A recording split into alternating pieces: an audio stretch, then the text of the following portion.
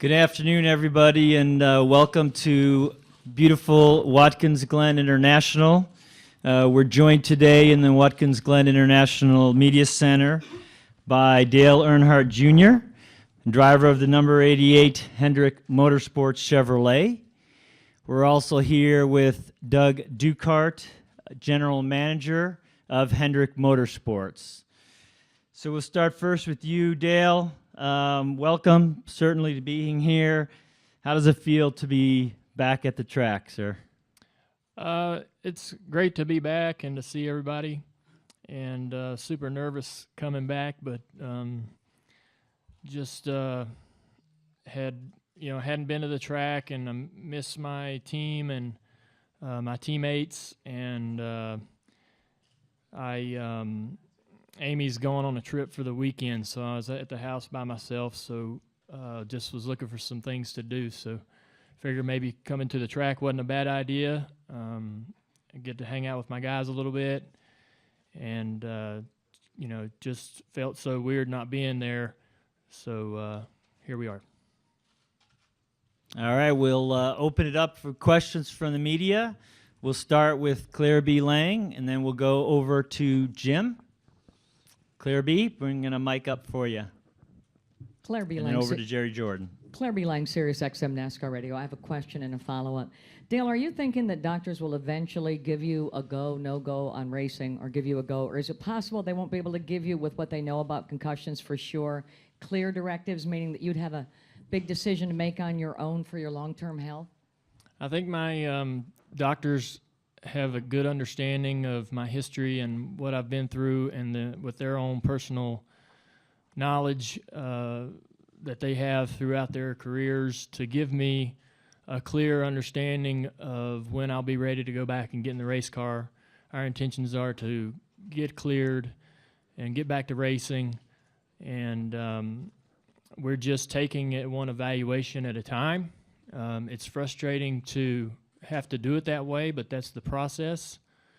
And we hope and expect that when we go back for the next evaluation that we're symptom free and can start to see a timeline develop. Until then, we're just taking it one evaluation at a time, and those are typically every 2 to 3 to 4 weeks. And the follow-up, your fans want to know if all this has been emotionally tough for you, because you have seemed so strong through all of this. I just want to get better. You put everything, nothing else really is a priority except for just getting the symptoms to clear up and get back to feeling like yourself. That's all that I'm thinking about. And it's the process isn't as fast as you would like it to be, but I talk to my doctor every other day, sometimes for, an hour or two, about the psychological side of it, because it can become very frustrating, and you don't have, obviously being a race car driver, we don't have a lot of patience to begin with, so this is it's a challenge, and but we've got some great doctors, and I really believe and trust what they're telling me, and I'm confident and positive that and they tell me without question that we're going to get back to normal, and it's just, I just have to do what they tell me. There's a lot of activities every day. There's about 2 to 3 hours worth of physical and mental therapy that I do each day. Not a lot of fun. Probably some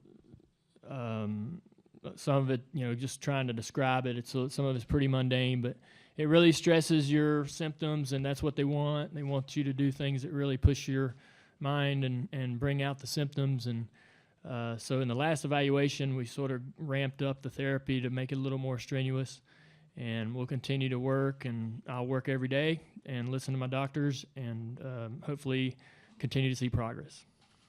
All right, remember to state your name and affiliation. We'll go to Jim Utter, and then over to Jerry Jordan, and then back here in front to Nate Ryan. Jim Utter, motorsport.com. Kind of following up a little bit on Claire's question. you've made it clear, and again just a few minutes ago, that your intentions are to get cleared and go back to racing. I just wondered, since this process first started and has developed over the last several weeks, have you ever considered whether you should consider racing, or had that discussion between you and Amy, or even just with yourself? No. My doctor thinks that, to get through the therapy and to get through the symptoms, you don't need to be adding stress to your life, and the stress will slow down the process. So going into those kind of conversations aren't even necessary at this particular point. The point right now is just to get healthy, just to get right. I'm not thinking about the what ifs, and I'm listening to my doctors. We went into this with the intentions of getting back into the car when we get cleared, and I think that that's a possibility, and so do my doctors. So I'm excited about that. Whenever that happens, that happens. It's frustrating that I've had to miss this many races. When we first went into the doctor's office, we never anticipated being out this long. But unfortunately, it's a slower process. They don't, there's no guidelines or rule book, or there's no consistent history over how long this stuff really takes to clear up. And so we're just having to be patient. But my doctors feel great about the opportunity that I will not only be healthy again, but they can actually make my they can make my brain stronger to be able to withstand these common events. The event that I had at Michigan, which they've tied this concussion to, I shouldn't have had a concussion from. I should be able to get through events like that without having any issues. So they're not only working to get me healed up, but also working to make it to where I can compete and go through events like that without any concern. All right, we'll go over to Jerry Jordan, and then to Nate, and then across over here to Lee Spencer. Jerry Jordan. You've been very candid in your weekly updates on the podcast. Is there a fine line with what you can say there, and also how rewarding or how much does it help you personally to be able to give that advice and the information to maybe help others? Yeah, I think the podcast was just a great outlet for us to give updates. People are wondering, people are curious. So that was a great avenue for us, and it's effective. I don't mind being honest about what's going on, and I think that may help some people understand when they're going through the same situation. But the one thing that I worry the most about, and I think I said on the podcast, is I don't like people to make assumptions, of where I'm at and how I'm doing and what I'm up to. So it's best for my peace of mind, to give me peace of mind and to bring down any kind of stress and anxiety through the process, is to just open up and be honest about what's going on and how we're doing. So that's what we've done. It's just a coincidence, a fortunate situation to have the podcast and have that avenue. So we'll probably continue to use that. All right, over to Nate, Lee, and then we'll go to Dustin from Front Stretch. Nate Ryan, NBC Sports. Dale, one quick follow-up first on something you said. You said you hope to be symptom-free for the next visit and then have a timeline develop. Can they not set a timeline until you're symptom-free? Is that sort of? Yeah, because you don't know when they're going to quit. I just don't know when the symptoms will stop. So we do. I go every day. I'm doing these exercises to sort of retrain the brain to fix the issues that I have with the balance and the gaze stability, and it'll fix itself when it decides to. There's no common history that'll tell you, man, this is going to last a month, or this might last, because you just I've had I've had situations that, and I've talked to people with other history that didn't last this long, and so that's why it's frustrating. My past history didn't take this long, and cleared up, and you could see the progress, feel the progress every day, and so it's a little bit different. The symptoms I'm having this time are different, but not uncommon, and so my doctor's really positive, and I feed off of that. I talk to him every other day, like I said, for him to keep reinforcing that positive energy, and so I can get in there and believe in the rehabilitation and the work I'm doing, because it's really tough for me to get in there and do it. I just don't want to do it, but I know I have to. But yeah, I just don't know when this is going to stop and when things are going to fix themselves, and so that's why it has to be from one evaluation to the next, and that's the best I can do for everybody. Can you be back in the car as soon as you're symptom-free? Is that the expectation? Or I don't know what the doctor would choose there, whether he would want you maybe to go, whether you could be symptom-free and go immediately back into the car, or whether they would want you to maybe be symptom-free for a week, for 2 weeks. I don't know what he will do. We haven't really talked about that. I personally would like to get into a race car and drive it at a closed course somewhere, whether that's one of my late models or whether NASCAR will lift the restrictions on the testing policy to go to Gresham or somewhere. I want to get in a car and run for a day. I think I should do that. That'd be the smartest thing to do before I actually tried to accomplish an entire race weekend. All right, we'll go to Lee and Dustin, and then over Skippy. LeeSpencerMotorsport.com. Can you talk a little bit about how frustrating the anxiety side of this has been? Because, you know, before you were with Steve Duchardt, you spent a lot of time alone, or, you know, I guess away from the masses. And so to have to thrust yourself into something that might not be comfortable, that's the first part of my question. The second is just the outpouring support of the fans. I mean, we see it on Twitter, and I think it's a pretty good indication of what you know, your support has been, and just how that has kind of helped you through this process. Yeah, I'd love to speak on the support. It's been awesome. Our all the NASCAR fans are supportive of all the drivers when they find themselves in situations that are challenging. It's been no different. So that's gave me a lot of that's helped me a lot, and gave me a lot of motivation to get back and get back in the car, and to know the fans, you know, even hearing from not only the fans but the other drivers, my peers, it's such a positive motivation. So the more of that I see, the better. I think it helps me keep going and keep working hard and take my therapy seriously. So as far as the anxiety and stuff, it's with 2012, it was just about resting and not doing anything that would drive the symptoms, really letting your mind and your head rest to heal. You know, for whatever reason, my doctor wants to push me into situations that drive the symptoms, and that's basically going somewhere that I'm not familiar with, or being in busy places. Anytime we, you know, going out to eat or going to lunch, coming here, this is probably, my doctor calls that exposure. This is probably the worst situation as far as making my symptoms go haywire. But that's what he wants, is for he wants me to do anything, whether it's going places and pushing myself to get into areas that give me anxiety and drive the symptoms, do all the rehab and the rehabilitation I do drives the symptoms. They want me to push the symptoms so my body sort of gets used to them and they become suppressed, and then it's no longer an issue.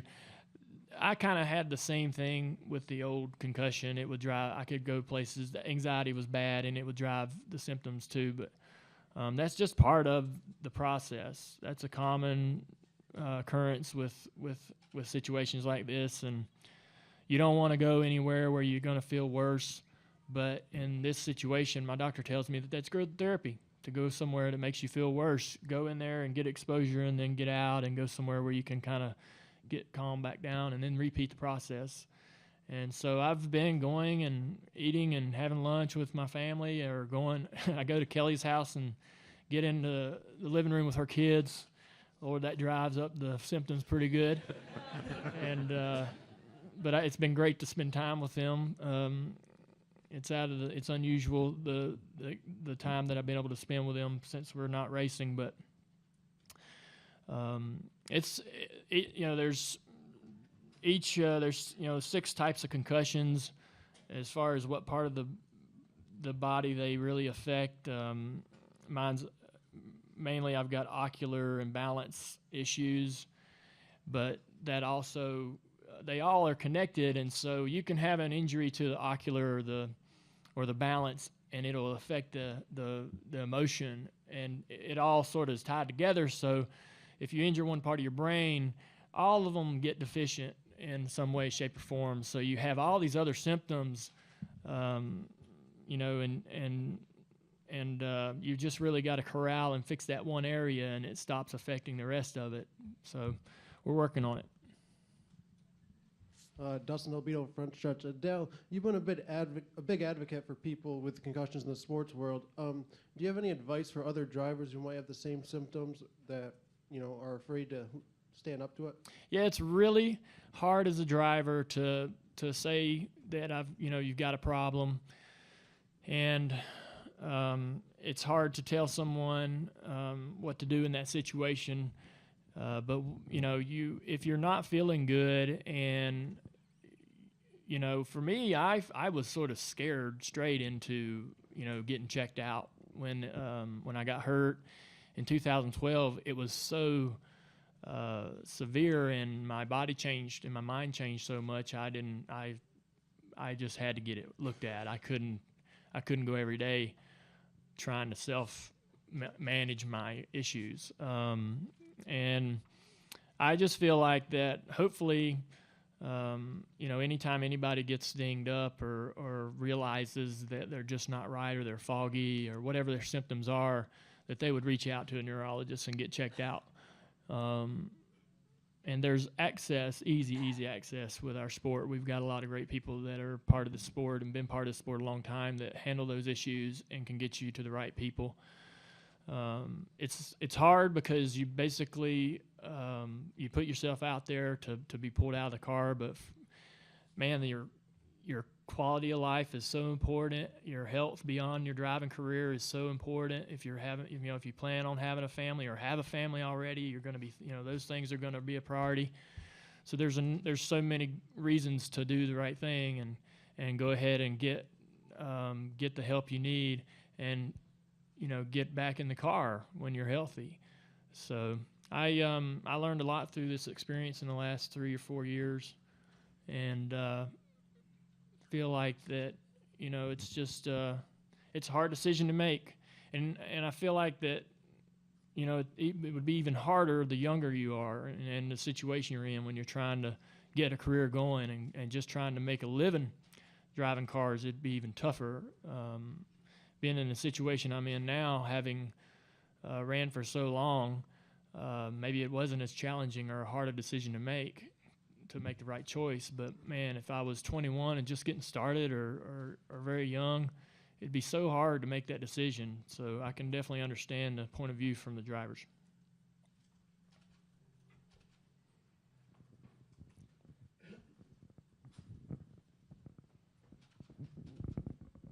Chris Knight, catchfans.com. Dale, outside of NASCAR, has there been any other athletes, professional athletes, that have reached out to you to talk about concussions? And do you feel like that maybe you open a door for other sports to maybe look at concussions more seriously for other athletes? Yeah, I don't know. I just know I'm trying to take care of myself. I've talked to a lot of drivers. I've talked to a lot of people. You know, you get in this situation, and a lot of people reach out, and a lot of people have their own experiences that they want to share.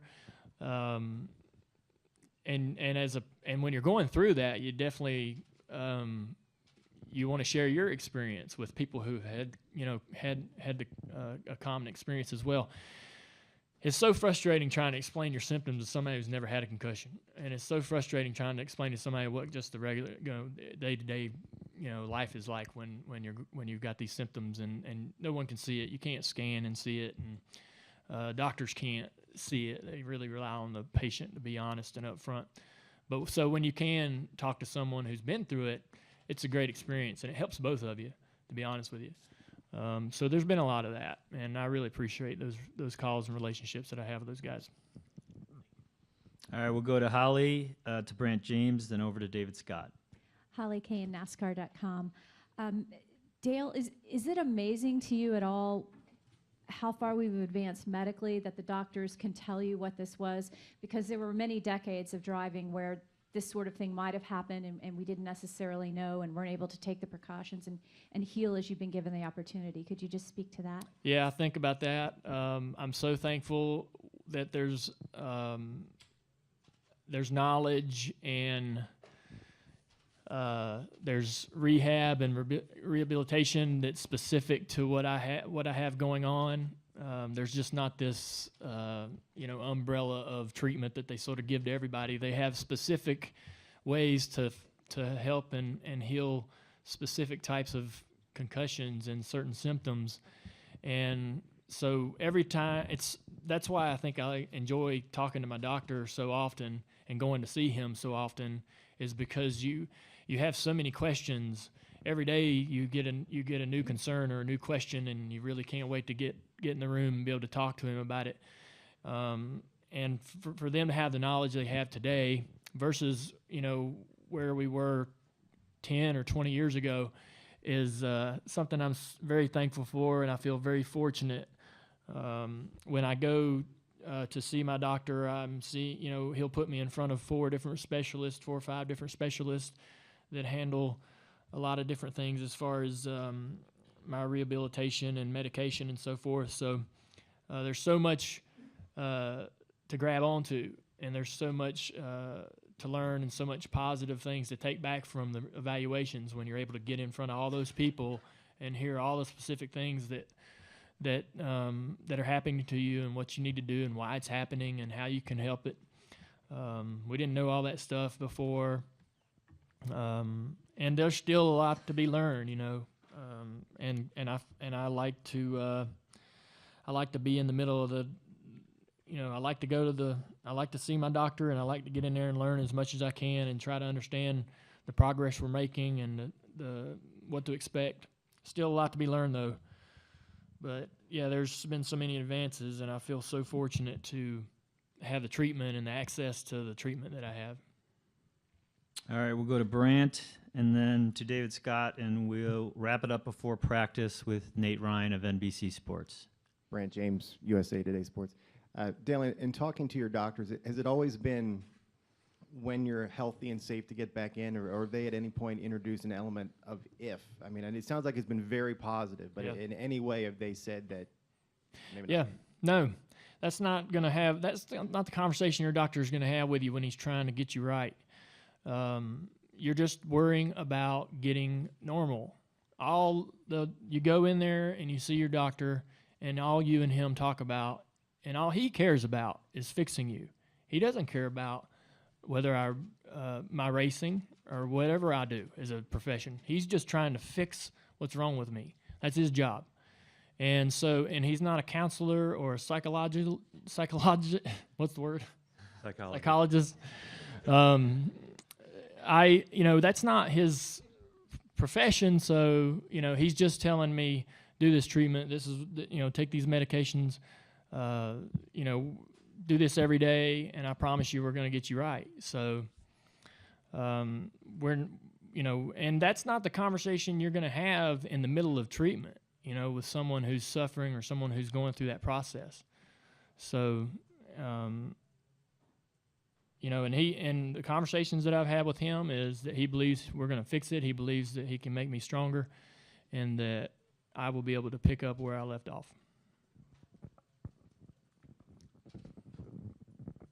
David Scott from the Charlotte Observer. Dale, how long are you here for? And given this is going to be one of those stressful situations that you talk about, is there a point, a threshold that you reach that you say, okay, I got to back out now? And will you get involved with talking to Jeff or Greg about the race competition, that kind of stuff, or kind of? I doubt I will get too in depth with that. I've just wanted to come and see everybody. I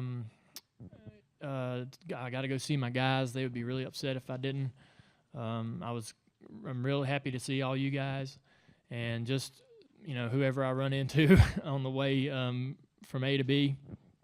I just had it's been so weird not to be at the track, and not to you don't really realize how many relationships and friendships you have and how much you appreciate them until you're not able to have access to it. And so just to be able to come to the track was something I was excited about, and look forward to. I'm gonna go into the garage with to the hauler, and I'll stick around till after practice is over and things kind of calm down, so I can see my guys when they're not working, and then I'm probably gonna go back home.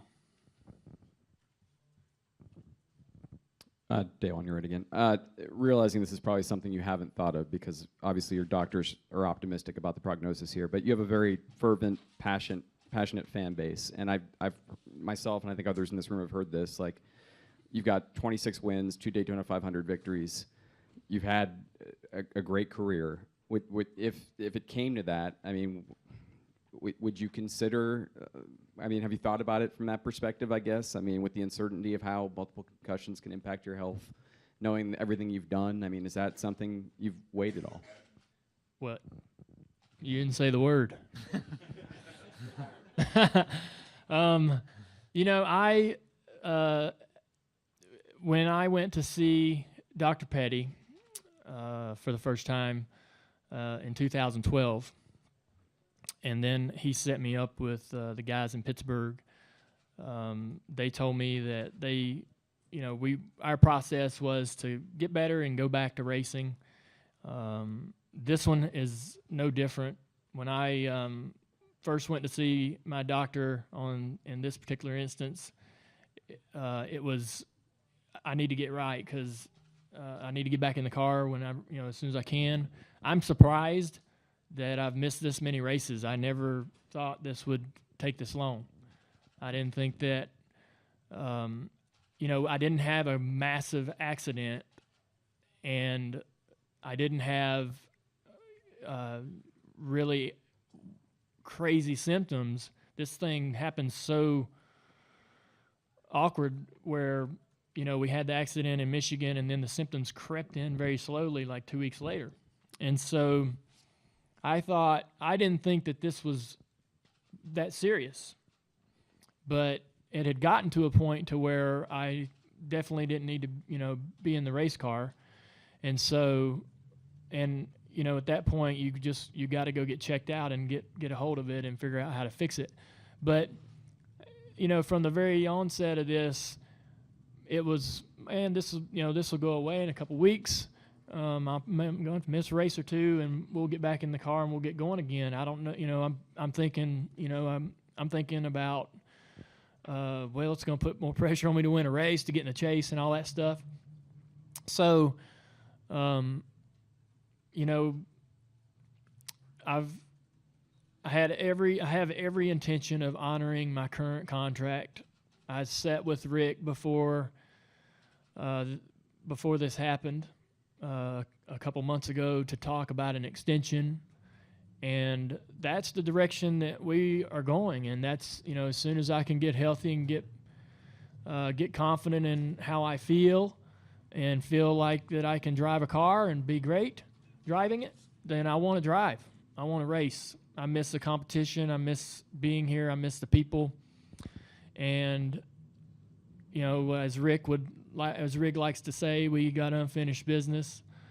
But I'm not ready to stop racing. I'm not, I wasn't ready to, not ready to quit. So I just, it's a slower process. I wish it wasn't. I don't know how long it's going to take. And, as impatient as I am, I worry about everyone else's patience as well. But I'm not going to go in the car until the doctors clear me. The doctors won't let me race. This is not my decision. But it's the right decision, and I trust what my doctors are telling me. And when they say I'm good to go, I believe them. And if they say I'm healthy and I can race, I'm going to race. All right. Thanks for coming in today, Dale. Enjoy your day. Thank you, Doug, for joining us as well. Practice is just beginning on the track here at Watkins Glen. Thank you. Good to see y'all. Thank you. Yeah.